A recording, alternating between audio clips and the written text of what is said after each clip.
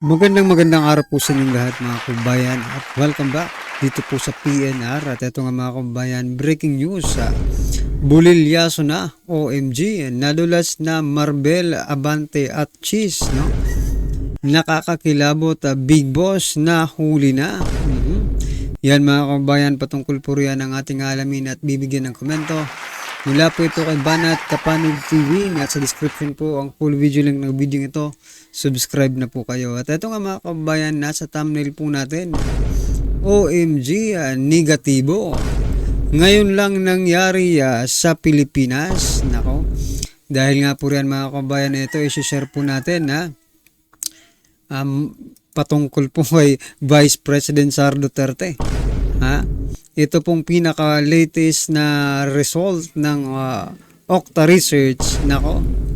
Ito pong mga alipores ni Tamba dito po sa Kamara, no, na sina Representative Dong Gonzales Jr.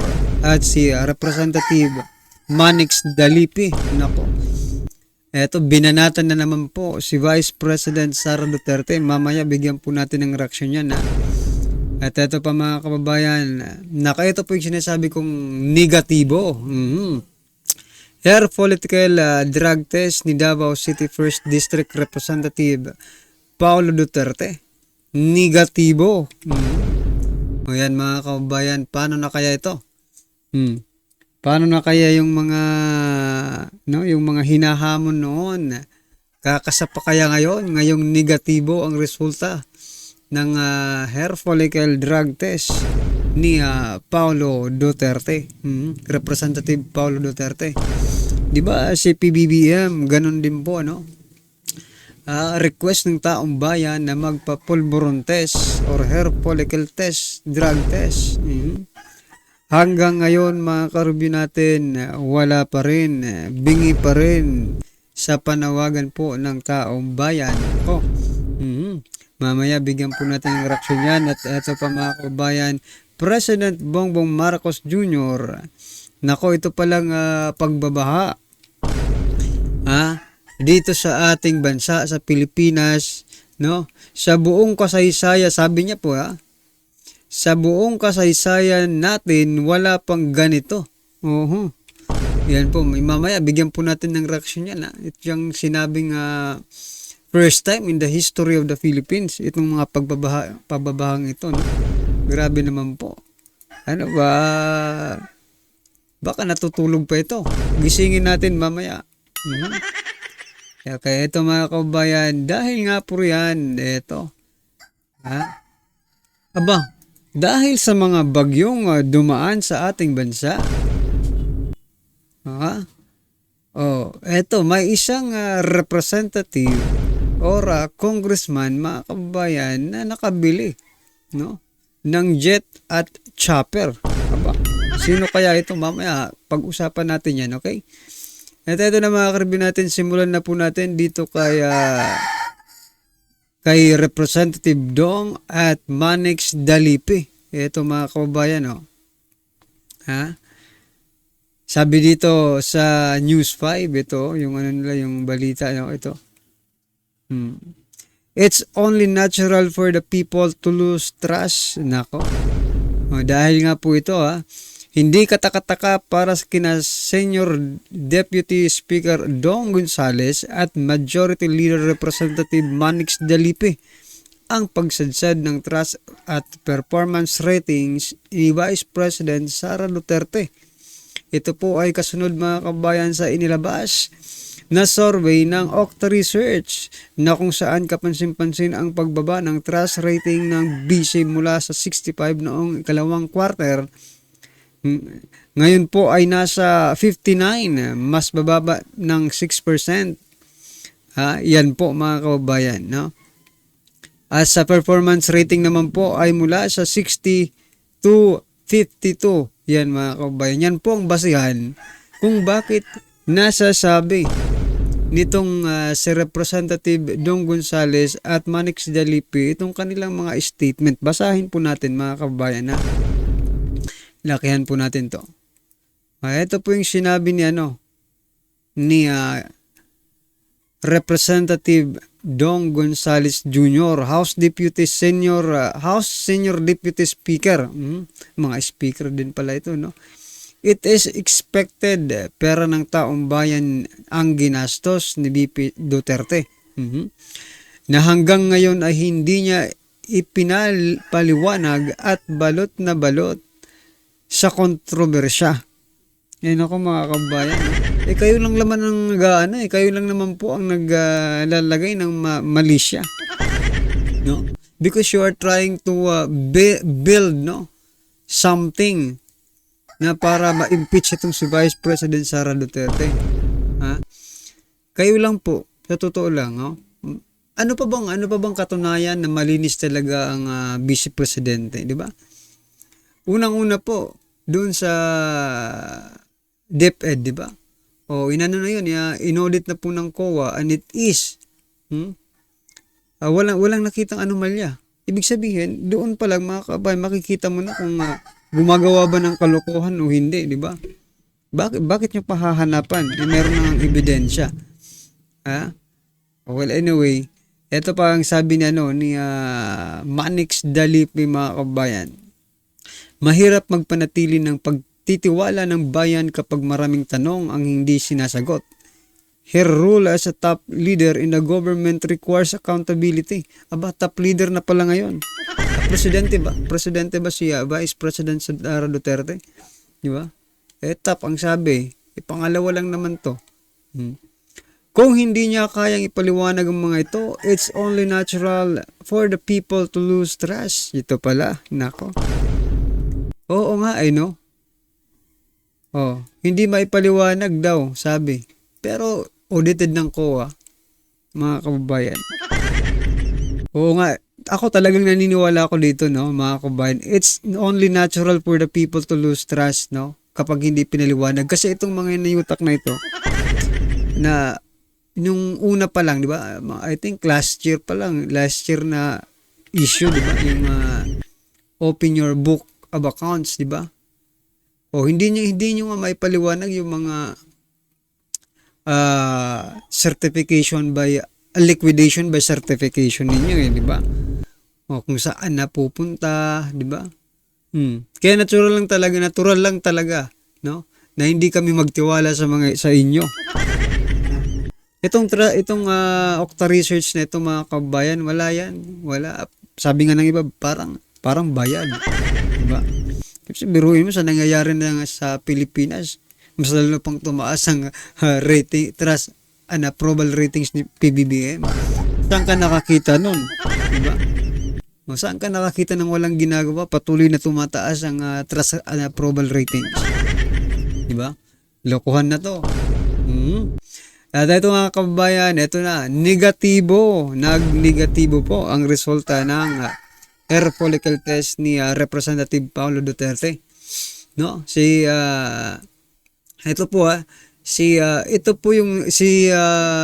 Paulo Duterte po. So si Congressman Paulo Duterte po ang nagpapanukala sana ng bill wherein magkaroon po ng random drug testing, no? Na bill, no, na batas sa lahat ng mga tatakbong politiko. But it is being opposed by these young guns ng Kamara. So wala na tayong balita kung ano nangyari doon sa bill, no, na gusto niyang ipanukala. Ewan natin kung saan na napunta yon. I think it is being held in the Congress, mga kabayan, kasi wala na tayong balita. Pero itong maganda, mga kabayan, kasi siya mismo ay umaksyon at siya po ay nagpa-hair follicle test, no? At negatibo po ang resulta. Ibig sabihin, mga kabayan, palakpakan po natin, no? Ibig sabihin po ay malinis, no? Malinis po si Representative Paulo Duterte. So, paano na? Yung kanyang mga hinahamon, kakasa pa ba? Diba? Hinamon niya po ang ating presidente. Kakasa pa ba ang ating presidente? Dapat, the president should be the role model of the country. So, he must undergo, no, hair follicle drug test to make sure that everybody in the government is clean. 'Di ba? Para makapagtrabaho ng maayos, 'di ba? Kasi kung tayo nga, 'di ba? Kung tayo nga mag-a-apply ng trabaho, hinahanapan po tayo ng iba't ibang certificate, 'di ba? At isa na nga po diyan itong drug test, 'di ba? Pinapa-drug test ka muna. O kung kukuha ka naman ng lisensya, ganun din, 'di ba? Drug test muna, then mga requirements, mga clearance, 'di ba? O kailangan ganun din sana sa gobyerno. Well, anyway mga kabayan, ano po ang inyong opinion? This is a good sign, no? Para mas marami pa po ang sumunod dito na magpa hair follicle test, 'di ba? Eto mga kabayan, ito. Ito po yung sinasabi ko nito, pakita ko lang Ito po yung sinasabi ko ngayon lang nangyari sa Pilipinas. Ito mga kabayan, pakinggan po natin to. Sige, what's been happening? Wala akong problem. But also they have to realize there are two sides to this. Sinasabi yung flood control, talagang nang-overwhelm ang flood control natin. May flood control tayo, hindi kaya. Hindi talaga kaya dahil sa buong kasaysayan ng Pilipinas, wala pang ganito. Ngayon lang natin haharapin ito. Sige, So, ibig sabihin mga kabayan, ngayon lang binabaha ang Pilipinas? Ngayon lang nangyari to?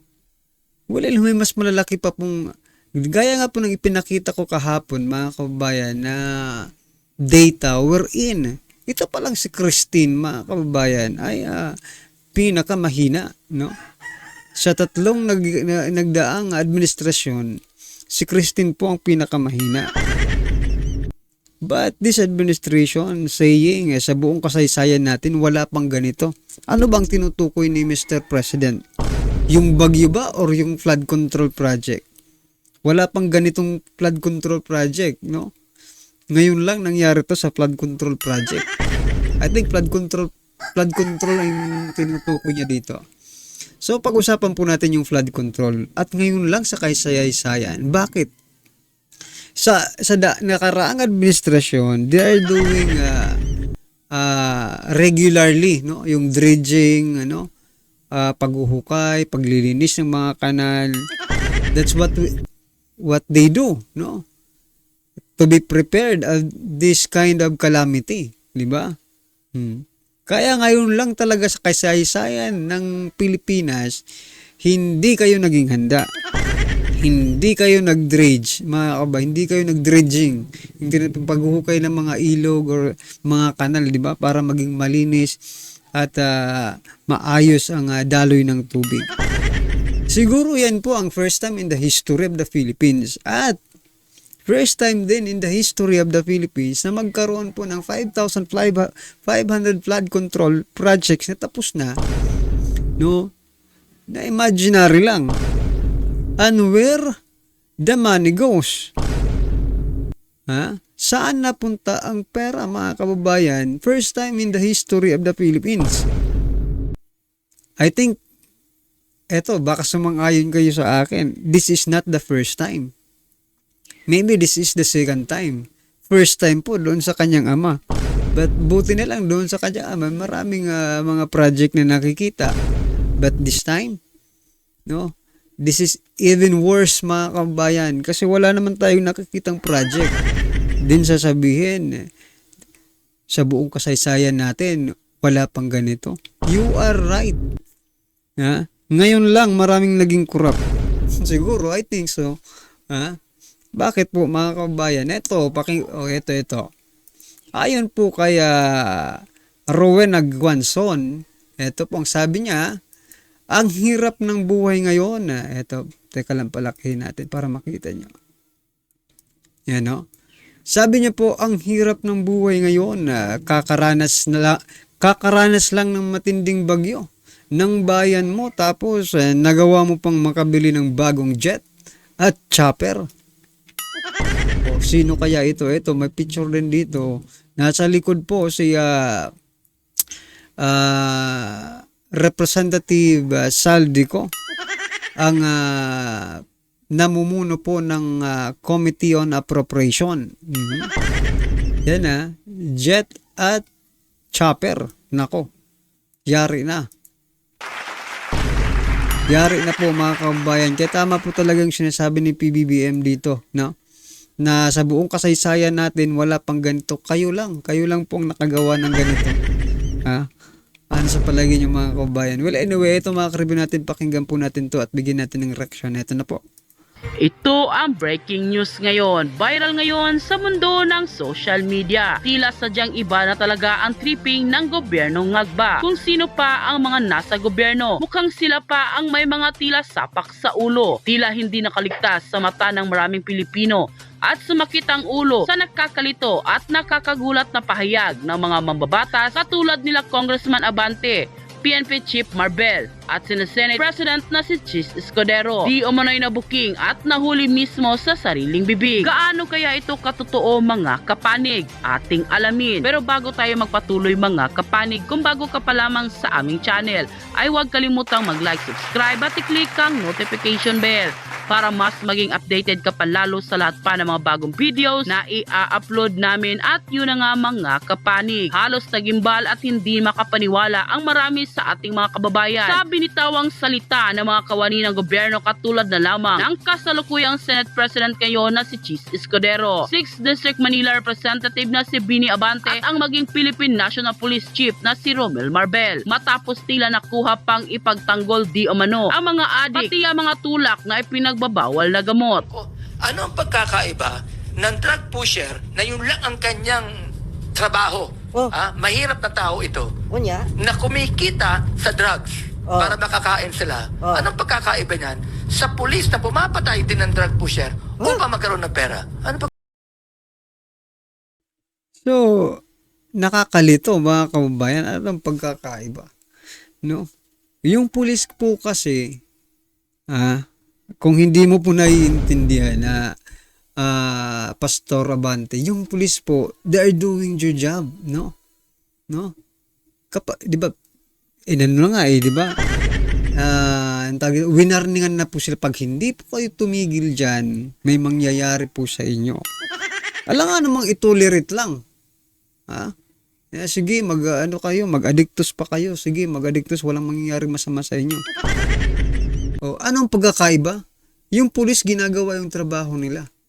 Itong mga nagbebenta, ginagawa rin nila yung trabaho na, pero illegal po hindi po naaayon sa batas. Ang tanong, nasa batas ba yung ginagawa ng mga pulis? Di ba? Simple as that, Bene Abante. What happened to your head? pagkakaiba? Wala pagkakaiba eh. Tila hindi na nakapagpigil ang marami sa ating mga kababayan at dito ay diretsahang sinagot ang kongresista na si Bini Abante sa diwano'y kanyang baluktot na katwiran. Katwiran pa ng marami sa ating mga kababayan na malaking malaki na ang pagkakaiba ng mga pulis na gumagawa lamang ng mga kanilang tungkulin para supuin ang mga nagpapakalat ng iligal na droga sa bansa. Kumpara sa mga Pilipinong walang ibang pinagkakitaan kundi magbenta ng ipinagbabawal na gamot. Ayon pa sa marami sa ating mga kababayan, hindi raw katwiran nang dahil ay wala silang hanap buhay. Kaya papasukin nila ang ganitong uri ng trabaho dahil marami na ang trabaho at pagkakakitaan na malinis at nasa tamang paraan kaysa magbenta ng bawal na gamot na ikasisira ng buhay ng maraming Pilipino. Tila nagulat rin at sumakit ang ulo ng maraming Pilipino matapos ang nakakagulat na pahayag ng PNP chief na si Marbel kung saan di umano'y sinabi nito hindi raw adik ang mga gumagamit ng ipinagbabawal na gamot, kundi tila nagpapalipas oras o nagpaparami lang daw ng oras ang mga user na ipinagbabawal na gamot sa bansa. Ang drugs kasi based on sa economy natin eh. Ang drugs kasi mga tao dito, just remember no, bakit may mga tao gumagamit ng drugs? Remember, hindi sila addict. Kasi gusto lang maging addict. Remember, ang gumagamit ng drugs sa mga tao natin, especially mga ayoko na, yung mga nagpapadagdag ng oras. Kasi pagka gumamit ka ng drugs, gising ka, dadagdag ka. Remember, ang trabaho natin per ora dito. Hindi naman tayong sigurado eh. Ayon. So yan mga kabayan, so ito malaking ano to, no? Coming from the mouth of our PNP chief, no? Malaking ano to, parang pang iinsulto sa mga kapulisan, no? I think lang kasi number 1 ninyong kaaway itong mga addictos, di ba? Tapos ganito ang sasabihin po ng ating PNP, siguro dapat palitan na ito. para may angat naman ang moralidad ng mga kapulisan, mga kababayan. Unang-una, 'di ba? Oo, sige, sabihin natin ganyan nga ang purpose nila. But you are, itong mga users, no, itong mga addictos, but you are not just tolerating the users, but also those sellers, mga kabayan, yung mga pushers, 'di ba? Kasi saan sila kukuha? 'Di ba? Doon sa kanilang source. So you are not only tolerating these users but also the source of the drugs. Parang sinasabi mong, sige, magbenta pa kayo kasi mayroon pang bumibili. Kailangan pa nila to eh. Diba? Kasi para pampadagdag ng oras. Is that what you're trying to imply? PNP Chief Marbel. Sabi nga ng isang subscriber dito, no, nag-comment. Sabi niya, nako, pag ganito, coming from the mouth of our PNP Chief, ano na to, delikado ito, mga kababayan, kasi parang ini-encourage niya pa. Naku naman talaga, anong nangyayari sa bansa natin? Grabe. Well, anyway, mga kababayan, ano man po ang inyong opinion, reaksyon patungkol po sa video nito, i-comment lang po sa baba para at least lang po ng ating mga kababayan ang inyong opinion. Maraming salamat po.